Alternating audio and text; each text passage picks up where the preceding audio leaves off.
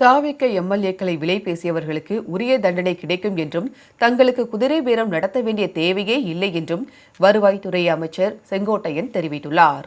சென்னை அண்ணா நகரில் 2.95 கோடி ரூபாய் மதிப்பீட்டில் மேம்படுத்தப்பட்ட போகன்வில்லா பூங்காவை வருவாய் மற்றும் பேரிடர் மேலாண்மை துறை அமைச்சர் செங்கோட்டையன் பொதுமக்கள் பயன்பாட்டிற்கு திறந்து வைத்தார். இதனைத் தொடர்ந்து அங்குள்ள விளையாட்டுப் பகுதி, செயற்கை நீரூற்று, மின் விளக்கு வசதி உள்ளிட்ட கட்டமைப்பு வசதிகளை அமைச்சர் செங்கோட்டையன் பார்வையிட்டு பொதுமக்களுடன் கலந்துரையாடினார்.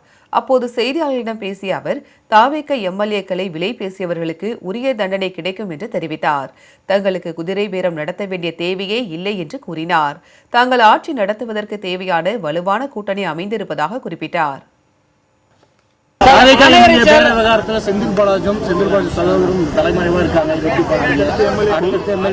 பொதுவாக எங்களை பொறுத்தவரையிலும் எங்களுடைய சட்டமன்ற உறுப்பினர்களை விலை பேசுவது, குதிரை பேரம் நடத்துவது என்பது தமிழ்நாட்டின் வரலாற்றில் ஒரு ஆட்சி அமைந்ததற்கு பிறகு இந்த ஆட்சிக்கு பல்வேறு கருத்துக்களை சொல்ல வேண்டியவர்கள் நல்ல கருத்துக்களை சொல்லி நாட்டு மக்களை எதிர்க்கட்சி வரிசையிலே அமர்ந்து கொண்டு பேச வேண்டியவர்கள் இந்த பணிகளை ஆற்றியிருப்பது என்பது ஒரு வெட்கக்கேடான விஷயம்.